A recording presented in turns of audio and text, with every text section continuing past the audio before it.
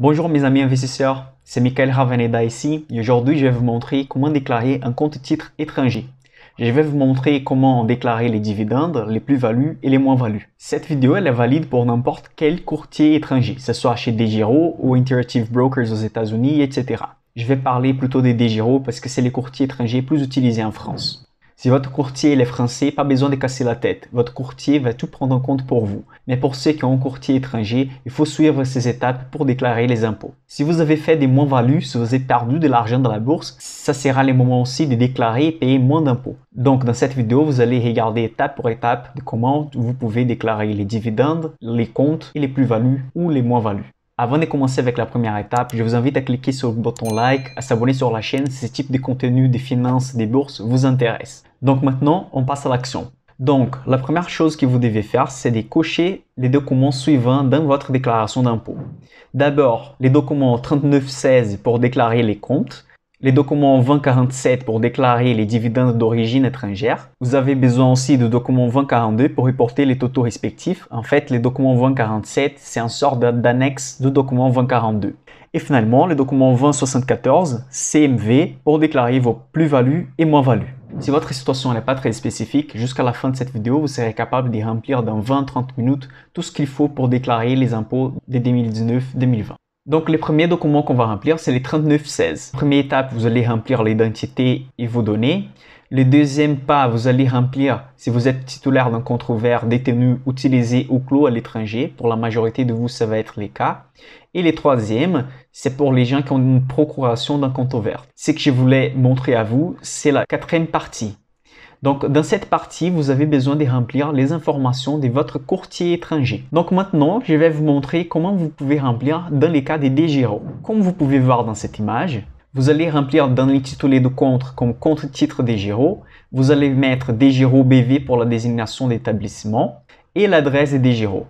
Où j'ai obtenu ces données? Je vais vous montrer. Si vous venez sur la partie Contacter DEGIRO, si vous venez en bas sur la page, vous allez voir les noms de l'organisme, que c'est DEGIRO BV, et l'adresse complète des DEGIRO aux Pays-Bas. Une fois que vous avez fait ça, on passe à l'étape numéro 2. Pour l'étape numéro 2, on va remplir le document 2047. Ces documents, ils servent à déclarer les dividendes d'origine étrangère. Avant de remplir ces documents, vous avez besoin d'avoir les rapports de votre courtier. Si vous êtes chez DEGIRO, vous allez vous connecter, vous allez sur Activité et après Rapports. Dans ces rapports, vous allez avoir toutes les données qu'on va avoir besoin pour remplir certains documents dans cette vidéo. Si vous êtes chez Interactive Brokers ou un autre type de courtier, normalement c'est sur Activité et Rapports ou sinon vous allez trouver ces rapports dans la partie historique de votre compte. Donc, dans les documents 2047, vous allez descendre à la deuxième page. Et on va se concentrer entre la ligne 200 et la ligne 207. La ligne 201, il y a les pays d'origine d'encaissement, donc d'où viennent les dividendes, de quel pays vous allez remplir ici. Dans la ligne 203, les montants nets encaissés. Donc dans les rapports que vous avez téléchargés chez votre courtier, vous allez trouver les montants nets encaissés. Bien sûr que les dividendes nets, c'est les dividendes bruts, moins la partie retenue à la source. Donc vous allez remplir la ligne 203. Ensuite, la ligne 204, c'est les taux applicables. Si les actions que vous possédez, ce sont des actions américaines, les taux d'imposition, c'est 17,7%. Après la ligne 204, on va remplir la ligne 206, c'est l'impôt supporté à l'étranger.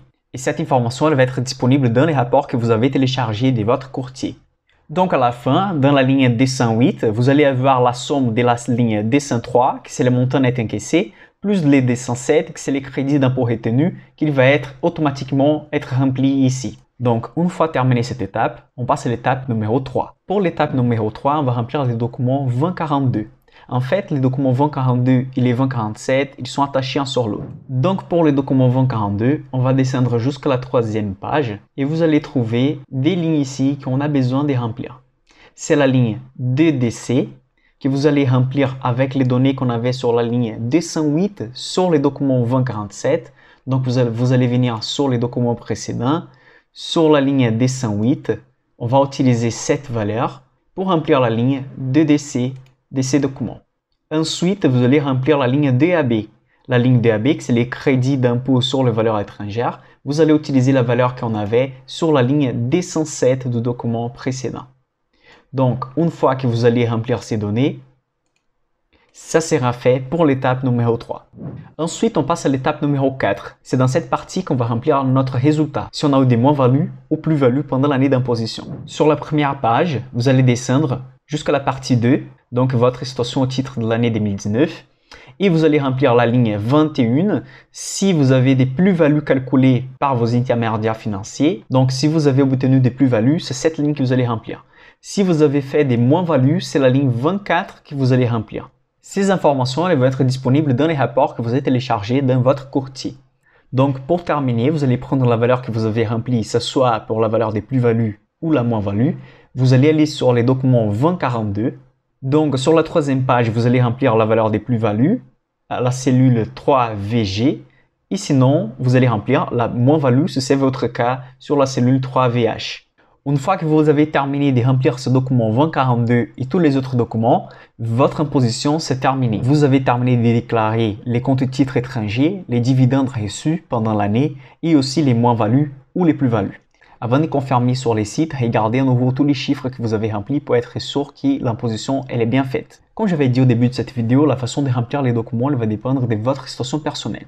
Si votre situation personnelle est plus compliquée de ce que j'ai montré ici, je vous conseille de regarder un spécialiste sur la fiscalité.